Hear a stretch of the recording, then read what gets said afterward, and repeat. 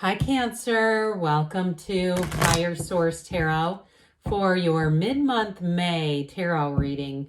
This is a reading for all Cancer.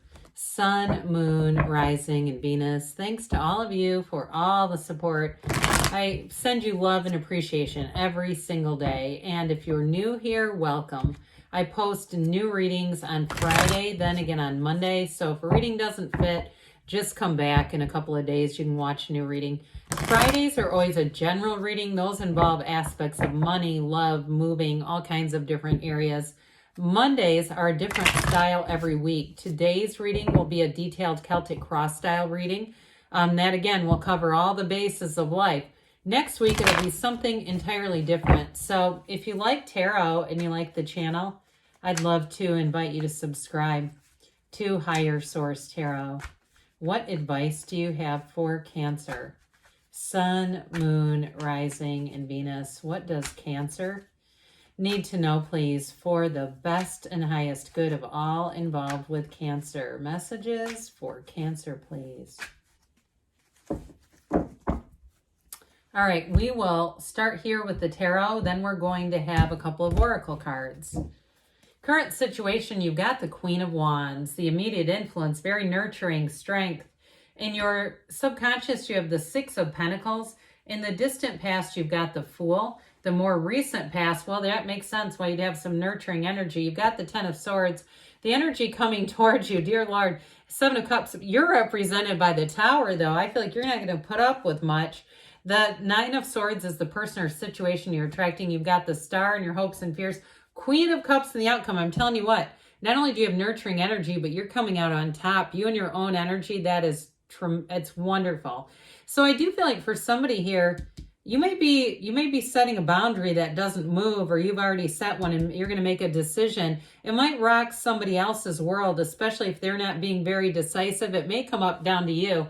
Now, the bottom of the deck here, we've got the Eight of Pentacles, the Lovers, and the Nine of Swords. So we know that Nine of Swords is needless worry. You have both the 9 and 10 here, 78 cards. So when they start to pop out in the same reading, I do feel like they're related. So somebody here too, if you were just go, go, go, and you've kind of burned yourself out recently and you know that you need to make a change, I do feel like with that Seven of Cups, if it's a relationship or a job, somebody here, I feel like meditation would be a great practice, or even just sitting yourself down for a minute, you know, in the stillness of your soul, away from all the people's opinions and their comments and their feedback and their input. Oh God, it's like you already have enough of that. You don't need more of that. And so with the energy of the Lovers here, I do feel like you have a choice, and it's coming in with the Seven of Cups too. You've got a choice, but the Lovers is going to be a guide. That's that Archangel Raphael pulling you towards, bringing you into higher ground, bringing you into a place too where I feel like you're not going to regret it. You're not going to regret the past. And with the Eight of Pentacles, I do feel like if it's a shift with money, I feel like you're going to have more opportunities here. It's going to be much more stable. And for somebody here too, you might make a choice to either work for yourself or consultatively, or work in a situation where you're a bit more independent. I also feel like too, if you have a chaotic, toxic work environment, that Eight of Pentacles may be a decision too, to be in a place where work is just more about work and not so much about drama and things like that. Now, I would also say too, though, with the Lover's energy, I feel like you have a relationship here too. It's also about making choices in terms of relationships and really being in a place of, I'm going to be in a relationship that's healthy, supportive, kind, enduring, and positive, or I'm just not going to be in one. I get that for somebody too. So if you ended a relationship, you might be a bit shy about entering a new one, but I do feel like with the Queen of Cups, you have somebody coming in, and the Star too. I just like this together. When we start to see the Queen of Cups in the outcome, you've got wish fulfillment, and you do have a love relationship here. Now, for somebody, you may be attracting somebody else also who feels like they've given up on love and is also a bit indecisive where that's concerned.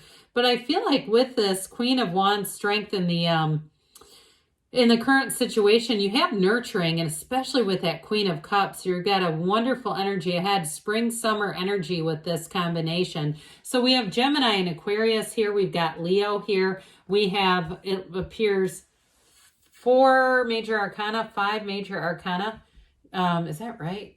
Yeah, 5 major arcana, major life events. So I do feel like for somebody here, it is a turning point. Now, I will say that Queen of Cups also can be an indication that you need to make sure you take care of yourself. Put yourself on the list here, Cancer. And what better combination than this than to say it's your time. With that Queen of Wands energy, her gown, she's cloaked in gold because it shows that inner radiance. So I do feel like any choices you make, it's going to bring you into a much more peaceful time, a much more peaceful environment. So even if it's a move that comes off unexpectedly, or you just get to a place where you've had enough, I just keep getting this. Somebody here hits a wall and says, enough is enough. I'm not going to keep doing this. With the Queen of Wands, you'll rise to the occasion. She is about taking action, but she attracts loyalty. She attracts support. She's a beautiful queen. And it's also, too, about standing in your own power. Even though it's fire energy, that doesn't really matter. It truly is a time of being strong and of branching out into something new to here. She's proud, she's capable, and very nurturing. So if you work in some kind of a job where you're in taking care of people, whether it's healthcare or therapy or something like that, with this Queen of Wands, you might start to look at it from a different angle and see other ways that you can do that job without the whatever that toxic feeling, or if it's a move too, if it's like bad neighbors around you. Ultimately, though, with strength, I do feel like you're going to connect into an environment where people are going to be very helpful, loving, kind. That's what that's all about. It promotes people promote each other when you start to see the energy of strength. And it is about overcoming a difficult period. So those of you that have been through a challenging time, which is showing up in the cards, and the cards don't lie, it's really telling you that here you are, you're coming out on the other side of it. And if you've been a caretaker and that's not really your job, but you just say that's what I've been doing, I do feel like you're going to be into a much more balanced state. So speaking of which, I say these things and I look at the next card and go, oh my God, I didn't even plan that. It just kind of came out and there it was. That's one of the things with tarot, those of you that like to read cards or would like to get into it, allow yourself to voice those thoughts. Don't ever try to stifle that inner voice because it's not about your life. It's like, well, it's coming out. It's got to be for somebody. Anyway, with this, it's in your subconscious and there's a real craving. I feel like this urgency or this need for balance, reciprocity here, getting on flat ground, whether it's bringing in a partner who's not a project, a partner who's not an extra child, it's not a parent-child relationship. If it's a job too where you gave and gave and gave, I do feel like this is one where you're going to bring your work-life balance back into balance so that you have time to go out and enjoy life. So I do feel like this is a wonderful indication for those of you that have felt a bit burned out, that is saying you're going to bring things back into balance. And you're also going to be around people who acknowledge that you may have a desire to have a personal life, especially if you have something where it's been an on-call type of thing and it's been short-staffed and you've been taking on, it feels like another person's job almost. It seems like a lot of effort. So the Fool energy is in the distant past, and you may have started that with a very can-do attitude. This is truly taking a leap of faith and saying, I'm just going to have full trust. I'm going to just jump off the edge of that cliff. But you do have a little companion here who says, hey, wait a minute. Just wait a minute. You might not want to quite jump just yet. So you may have had somebody around you who said, ooh, try to make sure you make it clear I can't do this forever. Or you may have had people around you, if it was a relationship, who didn't love the relationship. And you might have even gone back to them by now. I feel like somebody did and said, why didn't you warn me? And they said, well, you wouldn't have listened. You were doe-eyed. You were ready. You were eager. It was like you were in bliss mode. I knew I couldn't talk you out of it. So I was just waiting for you to need me again. So with this energy of the Fool, though, it is the hero's journey. And it does mark a significant transition. So I feel like it was one of those things that it was good until it wasn't. And so with the Ten of Swords, it clearly turned, something turned here with this Ten of Swords. But I do feel like there's a bit of a deflated kind of energy, just really down, like the energy is low here. And this is what you're coming out of. Okay, so if you had a major disappointment, or again, you got very run down and burned out, here it is, where you were running around too much and they're just saying you have to make a change here. And here it is. I mean, you're represented by the Tower, all that black in the card. For somebody here, it's going to be a huge learning curve about what your limits really are, because with the Tower, it's that quick and sudden change, expected the unexpected, but I do feel like it's coming from you.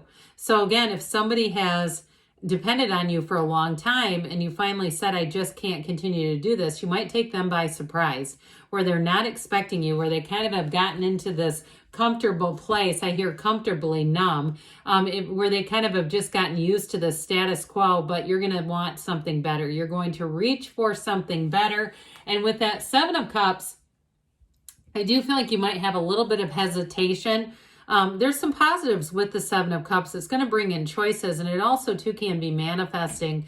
But you also have to be clear about what you want, because this can be getting little snippets of things. And sometimes we do that when our energy is just not very stable and we're kind of all over the place, especially if you are making a bold, courageous move where you're saying, I'm doing it. I'm going to do it. And I almost get like with this almost these two together, and which I know the card placements aren't quite right for it. But I still get this kind of like, I'm taking that leap of faith, and this time I'm taking it for me.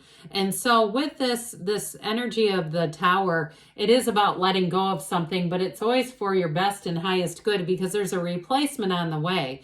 There's something better here. And it's a very unstable energy anyway. So if you stay in this is the kind of thing that'll drive you nuts. This is like a gaslighter's nightmare, because this is where it comes to the end, right? Where you say, if I kept going on with that, I could never get comfortable there. And so whatever this was, it happened for you because you had a deep desire for change. I've manifested plenty of Tower moments and gone, oh my God, couldn't I have taken the easier, gentler way? Wasn't there an easier, softer way than that? But the outcome was really what I wanted. It was really my desire. It just, the universe sometimes has an interesting way of responding to our energy. So I do feel like you're going to do something swift here. There's going to be a move here. And with the Nine of Wands, you might create a little bit of a ripple effect around you. You may have somebody too, where I feel like they're even a bit of Ten of Swords martyr, where they are a bit overly dramatic about it. But ultimately, too, it's also a symbol that you're going to keep going. You've got that conquering spirit. You've learned your lesson. That bandage around his head is a psychic wound, okay? He's been to battle, but he's not knocked down. He gets back up and he keeps going. So I do feel like for you, you are going to keep going, and you've learned something that you will not repeat, whether it's been in a relationship or in a job or even in a place where you were living that just wasn't a positive experience. I will say, though, with a relationship, you do have somebody coming in who I feel like has a lot of experiences in relationships also, and they're really looking to have a partner. They're also in the place where they're ready to share their life. Now, if you're already in a relationship and it's something where you feel like you truly are a soulmate, I don't necessarily feel like it's coming to an end as much as there's an experience here, something that needs to have the eject button hit on it, whether it's the job or the moving area. Something about it around the relationship is causing stress and strain. So, and it may also be too many people. It just feels like there's a lot of dependency. So the Star comes in, and this is wish fulfillment. It's a card of having influence over others. Now, I want to tell you too, it goes the Tower, the Devil, the Star. Okay, so we don't quite have the devil energy here, but I do feel it. So whatever it is, the cards don't lie. They come in and tell a story. So it's saying that after the Tower, this is really what you should expect. That feeling of freedom, that feeling of like it's all going to be okay and it's all moving forward. So your outcome is here, this beautiful lady. And it doesn't matter if you're a man. Okay, Tarot's genderless. It's a feeling of love and support. It's following your intuition. That's what they're telling you. Follow your own intuition. But also, too, don't put other people's needs ahead of yours. It's very clear here. So with this, like attracts like, and like we were saying, I do feel like you're attracting somebody who's going to be a Queen of Cups match, somebody you can talk to about anything, you can trust wholly, and whether it's a job or a love relationship, you're going to feel immediately at home with that person. So let's see here what the Fortune Oracle has to say for you, Cancer, about money.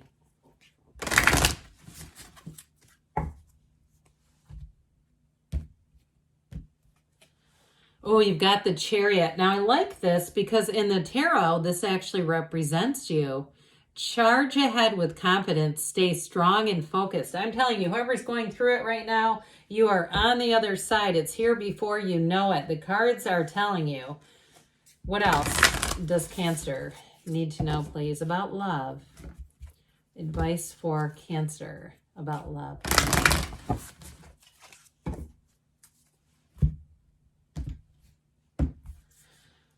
Rest and relaxation is essential. The tarot said it too, didn't they?